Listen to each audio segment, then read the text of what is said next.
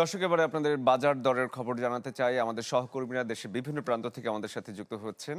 শুরুতেই যেতে চাই কুষ্টিয়া, সেখানে রয়েছেন শরীফ বিশ্বাস। শরীফ, আপনাকে দেখতে পাচ্ছি বাজারেই আছেন। শীতের সকালের বাজার, নিত্যপণ্যের বাজার দর আজকের আপডেটটা যদি আমাদের জানান।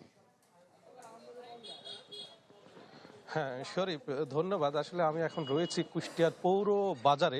এখানে নিত্যপণ্য, সব ধরনের নিত্যপণ্যের কিন্তু এখানে সমারোহ ঘটে থাকে। আমি এখন রয়েছি কুষ্টিয়ার চালের বাজারে। এখানে বিশেষ করে গত 4 মাস ধরে আমরা দেখেছি বা শুনেছি যে চালের দাম কিন্তু স্থিতিশীল রয়েছে, অর্থাৎ বাড়েও নি কমেও নি।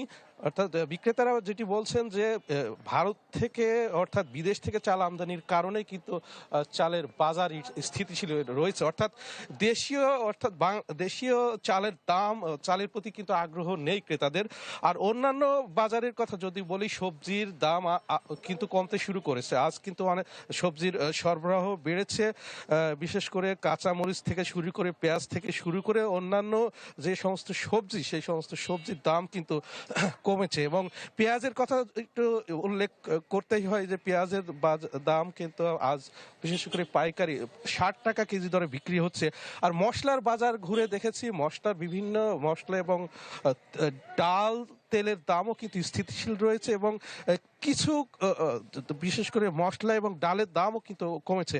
সব মিলিয়ে কিছু কিছু পণ্যের দাম স্থিতিশীল রয়েছে, কিছু কিছু পণ্যের দাম কমেছে। এবং যারা বিক্রেতারা যেটি বলছেন যে এইভাবে কিন্তু বেশ কিছুদিন, অর্থাৎ গত মাস দুয়েক ধরেই কিন্তু বাজার সঠিক মাত্রার কার্বন কম্বিনেশন বৃদ্ধি করে পাইপের ডাক্টিলিটি ও হেভি লোড নেয়ার ক্ষমতা। Falcon MS pipe. নিত্যপণ্যের বাজার পরিস্থিতি কিন্তু এরকম। এবং বিশেষ করে আগামীতে রমজান আসন্ন, এবং এই রমজানে যাতে করে নিত্যপণ্যের দাম স্থিতিশীল থাকে, অর্থাৎ সহনীয় পর্যায়ে থাকে, সেই বিষয়টি কিন্তু তারা বলছেন ক্রেতারা। আর বিশেষ করে চালকল মালিকদের সাথে কথা বলেছি, তারা বলছেন, চালকল মালিকরা বলছেন যে এভাবে যদি চলতে থাকে, বিশেষ করে দেশের অন্যতম বৃহত্তর চালের মোকাম, তারা কিন্তু চরমভাবে ক্ষতিগ্রস্ত হবে। এবং বিপুল পরিমাণ চাল উৎপাদন করেছে, কিন্তু ক্রেতা নেই, ক্রেতার অভাবে কিন্তু তারা চাল কিন্তু সরবরাহ করতে পারছেন না। শরীফ, কুষ্টিয়ার চালের নিত্যপণ্যের বাজারে সর্বশেষ সংবাদের কথা জানাচ্ছিলাম। ধন্যবাদ আপনাকে। এবারে যেতে চাই গোপালগঞ্জে, আমাদের সাথে বাদল সাহা যুক্ত হয়েছেন। বাদল, আমরা শুনছিলাম কুষ্টিয়ার নিত্যপণ্যের বাজারের খবর, গোপালগঞ্জের কি অবস্থা? শরীফ, গোপালগঞ্জের নিত্যপণ্যের বাজারে দুই একটি পণ্য ছাড়া বাদবাকি যে পণ্য রয়েছে, পণ্যগুলোর দাম কিন্তু স্থিতিশীল রয়েছে। বিশেষ করে চিনিতে কিন্তু কেজি প্রতি 10 টাকা বৃদ্ধি পেয়েছে। আর সয়াবিন তেলের দাম 6 টাকা বৃদ্ধি পেয়ে 195 থেকে 96 টাকা কিন্তু বিক্রি হচ্ছে। আমি যদি একটু নিত্যপণ্যের যদি একটু দাম বলি, যে ছোলা কিন্তু স্বাভাবিক রয়েছে, 100 টাকায় কেজিতে বিক্রি হচ্ছে। মসুরির ডালে কিন্তু 10 টাকা করে বেড়েছে, 170 টাকায় কেজি দরে বিক্রি হচ্ছে। মুগ ডালেও কিন্তু 10 টাকা করে কেজিতে বেড়েছে, 160 টাকা কেজিতে বিক্রি হচ্ছে।